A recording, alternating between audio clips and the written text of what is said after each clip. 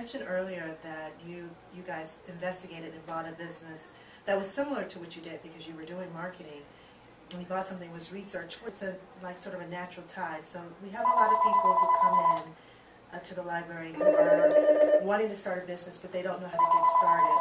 So could you explain how you thought about your what you do really well, and how you were able to transition to get, you know, a business? Because I think that a lot of people are sort of struggling with that, sort of knowing what area to go into. You know, they know they're good at it, but, you know, making that leap into a small business. First of all, you want to do something that you have, purchase a business that you have some competence in. So you look at your core competence, you look at your education, your training, your background. Another thing that's going to factor in is your passion.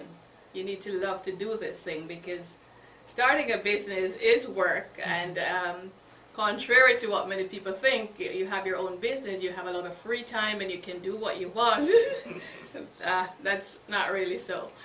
So you have to love what you're doing. So the passion is important. You're not doing it just for the money.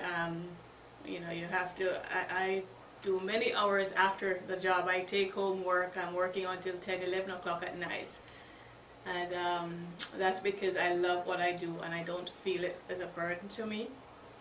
But importantly, if I did not have the core competency to do the job, I would have to be paying money out of my pocket to someone else to do some of the things that I'm doing now. So that is important, that you know you have the skills to do and operate whatever business that you are doing. Even if you're going to be training other people, you need to know yourself. So,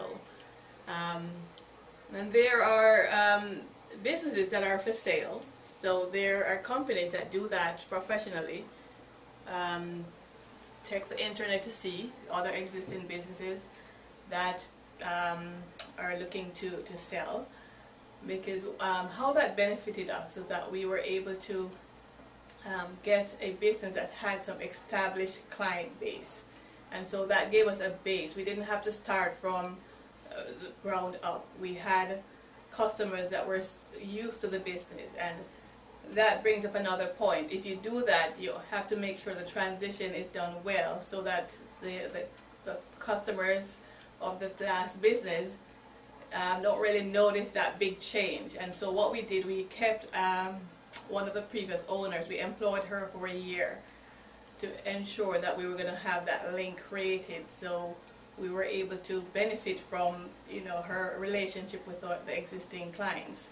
And that has served us very well, because without that base, to be honest, I don't think we would have survived the recession, because it would be trying to get through new grounds and find new customers, everything from scratch.